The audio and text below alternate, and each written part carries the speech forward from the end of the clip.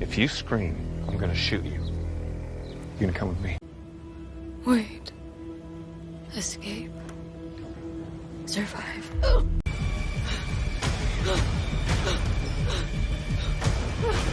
One with the kind of strength and grace that's rare in this world.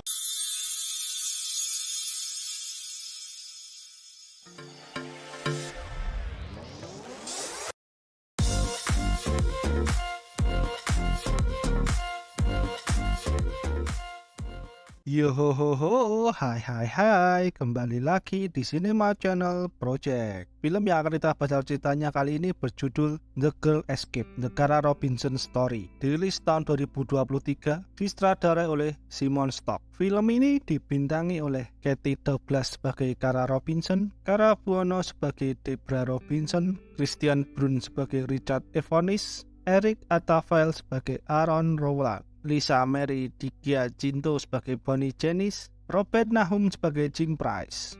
Film yang diadaptasi dari kisah nyata tentang seorang perempuan bernama Kara Robinson yang baru berumur 15 tahun lari dari penculikan. Penculik itu bernama Richard Evanis yang sudah membunuh anak-anak selama 5 tahun terakhir. Richard berpura-pura menyebarkan brosur kepada Kara yang sedang menyiram tanaman. Kara dibawa ke rumahnya, diperkosa berkali-kali. Kara berusaha tenang menghadapi situasi itu dan melihat sekitar untuk mencari jalan kabur. Setelah 18 jam, Kara bisa lolos dengan cara menyelinap saat Richard masih tertidur dan melaporkan kejadian itu kepada polisi. Untuk lebih jelasnya, mari kita mulai alur ceritanya.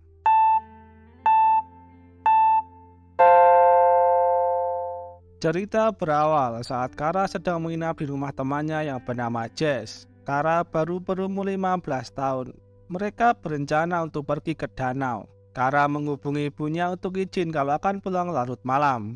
Sambil menunggu Jess mandi, Kara diminta Jess untuk menyirami tanaman di halaman depan. Tak lama datang mobil hitam. Dari dalam mobil muncul Richard yang pura-pura menawarkan brosur kepada Kara. Namun saat akan menerima brosur itu, ia ditodong pistol oleh Richard disuruh masuk ke dalam box yang ada di dalam mobilnya. Dengan ketakutan, Kara masuk dalam box itu tanpa berteriak. Richard kemudian membawanya pergi. Saat di dalam box, Kara merasa sesak napas karena ketakutan.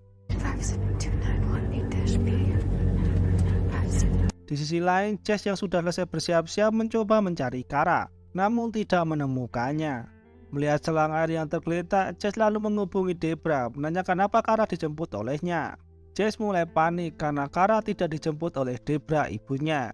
Debra kemudian menghubungi Ryan, kekasih Kara. Debra mengatakan kalau Kara hilang saat di rumah Jess. Setelah itu Debra pergi ke rumah Jess dan menghubungi polisi. Debra juga menghubungi mantan suaminya memberitahukan soal Kara yang hilang. Tak lama polisi datang ke rumah Jess. Karena belum 24 jam menghilang, polisi belum bisa menyatakan kalau Kara menghilang. Debra dan Jess coba menjelaskan kepada polisi itu, namun polisi belum bisa memprosesnya. Richard menghentikan mobilnya. Richard dengan tenang mengatakan kalau akan mengikat Kara dan memperingatkannya untuk tidak kabur. Kara kemudian berpikir skenario kabur dari mobil itu, namun ia tertembak. Karena itu Kara tetap di mobil. Tangannya diborgol, mulutnya disumpal, kakinya diikat. Namun Kara tetap berusaha menguasai keadaan.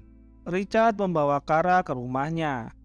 Richard akan melepaskan ikatannya asal Kara tidak berteriak. Setelah Kara setuju, Richard melepaskan ikatannya. Lalu membawa Kara masuk ke kamar. Kara berusaha tetap tenang walaupun ketakutan. Di dalam kamar itu ada beberapa alat penyiksaan. Richard membuat peraturan selama Kara ada di rumah itu. Yang pertama, Richard akan selalu membawa pistol. Kedua, Kara harus memanggilnya ayah.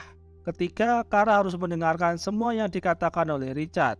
Ia mengancam kalau Kara melanggar akan membunuhnya. Richard juga bertanya soal nama, keluarga, alamat rumah, sampai soal pacar. Ini penculikan apa sensus penduduk? Makin lama pertanyaan ke arah seksualitas yang membuat Kara mulai menangis. Setelah itu Richard memperkosanya tanpa perlawanan. Karena di pikiran Kara harus bertahan hidup. Setelah itu Kara melihat keadaan rumah, menyimpan informasi untuk dirinya membuat rencana. Saat malam Kara mulai ngobrol dengan Richard untuk mencari informasi tentangnya. Kara berusaha tenang saat Richard melecehkannya. Melihat ruangan yang sepi, Kara kembali memikirkan skenario kabur, namun bisa tertangkap dan ditembak.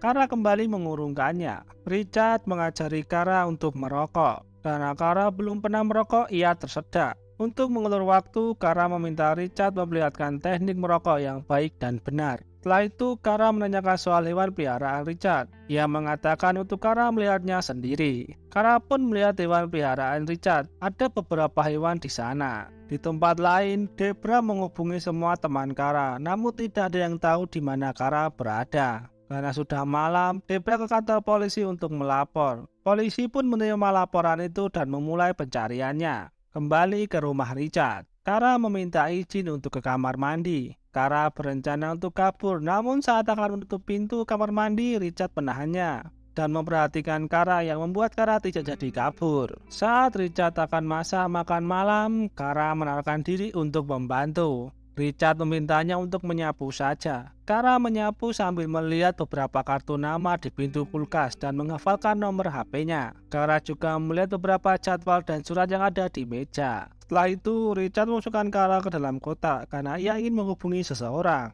dan meminta Kara untuk tidak berisik. Karena panik dan mulutnya tersumpal, Kara jadi sesak napas. Richard datang memarahinya karena membuat kebisingan. Agar tidak terjadi lagi, Richard membuka penutup mulutnya dan menyuruh Kara diam. Melihat Kara yang sedih dan cemas, Richard memberikannya sebuah obat untuk menenangkannya. Sebelum tidur, Kara melihat Richard buka kotak yang ada di bawah kandang burungnya. Saat di toilet, Kara memikirkan skenario kabur dan lagi-lagi tidak terjadi karena bisa tertangkap. Saat tidur, Kara diikat agar tidak kabur. Pagi harinya, Kara sudah terbangun melihat Richard belum berusaha melepaskan ikatannya. Dengan perlahan-lahan keluar dari rumah itu. Setelah di luar, Kara berlari dengan kencang. Lalu mengetikkan mobil untuk mengantarnya ke kantor polisi. Kara yang ingin mendapat keadilan melaporkan Richard ke polisi. Tugas polisi meminta Kara untuk menunggu. Tak lama datang Aaron menemui Kara dan melepaskan borgolnya. Saat polisi menanyakan apa yang terjadi, Kara menjelaskan kalau dirinya diculik, lalu menyebutkan ciri-ciri penculiknya.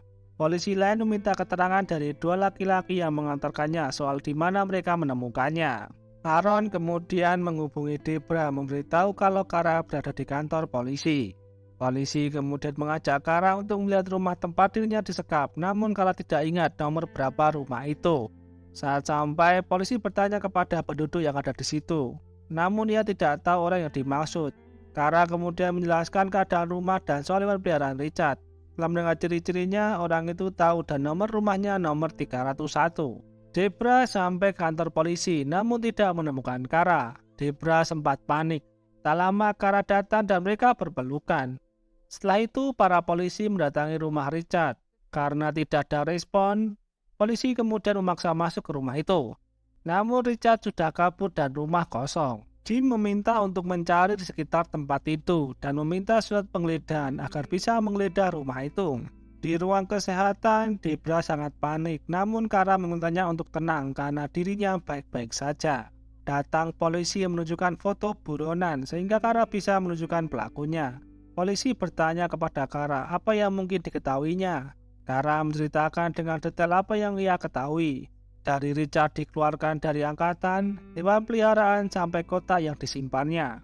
Polisi dan Debra tampak terkejut dengan penjelasan Kara yang begitu detail. Sampai Kara masih ingat tentang nomor dokter pribadi Richard. Kara meminta Debra untuk keluar dari ruangan itu karena Kara akan diperiksa lebih dalam oleh perawat. Jim dan Aaron memeriksa isi kotak yang disembunyikan oleh Richard. Di dalam kotak itu ada pakaian milik Kara, beberapa pakaian dalam, catatan dan artikel berita anak yang hilang. Jim memerintahkan Aaron untuk menemukan dimanapun Richard berada. Jess, Ryan, dan ayah Kara menyebarkan poster penjahat itu kepada orang-orang dan menempelkannya di beberapa tempat. Polisi juga menanyakan kepada orang-orang yang mungkin melihat penjahat itu. Setelah selesai pemeriksaan, Kara menemui Jess dan yang lainnya. Jess merasa bersalah karena kejadian itu. Namun Kara tidak menganggap kalau itu kesalahan Jess. Di rumah Kara banyak polisi, karena Kara masih membutuhkan perlindungan.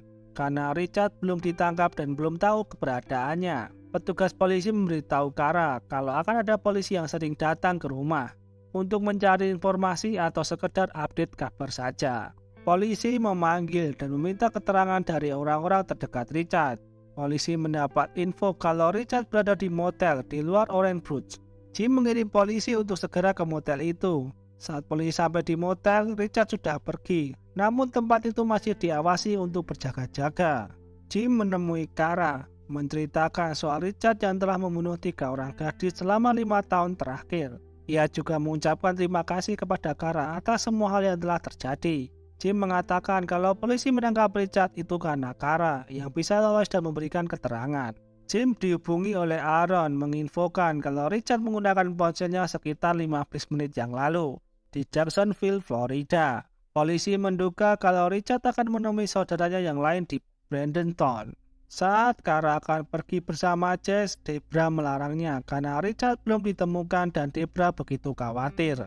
Kara mengatakan kalau dirinya baik-baik saja dan ingin melakukan hal normal. Kara tak ingin kejadian itu membuatnya tidak bisa melakukan apa yang ingin dilakukan. Kara pun akhirnya pergi dengan Jess. Kara dan Jess pergi menonton pertandingan baseball timnya Ryan, namun masih dikawal oleh beberapa polisi. Kara kemudian menemui Ryan dan memberi semangat. Kara begitu senang saat melihat Ryan melakukan pukulannya dan mencetak poin. Di tempat lain, 2 polisi yang sedang berjaga melihat Richard. Mereka kemudian berusaha mengejarnya. Pada akhirnya Richard mulai terpojok. Kedua polisi itu memintanya untuk menjatuhkan senjatanya. Namun dengan cepat Richard menembak dirinya sendiri. Setelah kematian Richard, rumah Kara tidak lagi dijaga oleh polisi. Kara bangun dari tidurnya dengan senyum disambut dengan Debra yang membuatkan dirinya sarapan. Kara ingin tahu kenapa Debra membuatkan sarapan. Karena Debra belum pernah membuatkannya sarapan. Debra mengatakan alasannya karena Richard sudah mati dan sudah benar-benar berakhir. Kara kecewa kenapa bukan dirinya dahulu yang mengetahui kabar itu. Jim mendatangi Kara meminta maaf karena tidak memberitahunya lebih dahulu. Kara mengatakan kalau dia sangat marah kepada Richard. Kara hanya ingin mendapatkan keadilan. Ia ingin kalau Richard masuk penjara dan membusuk di sana. Tapi setelah dirinya menatapnya di pengadilan, sehingga Kara bisa memberitahukan segalanya dan memberitahu kalau menculik Kara adalah kesalahan terbesar yang Richard lakukan dalam hidupnya. Kara menemui Debra, mengatakan kalau dirinya ingin melakukan apa yang ingin dilakukan. Debra meminta maaf kepada Kara, ia hanya ingin benar-benar bisa berada untuk Kara. Kara akan menceritakan semua kalau Debra sudah siap untuk mendengarkannya, namun tidak akan bisa merubah apa yang sudah terjadi. Cerita usai.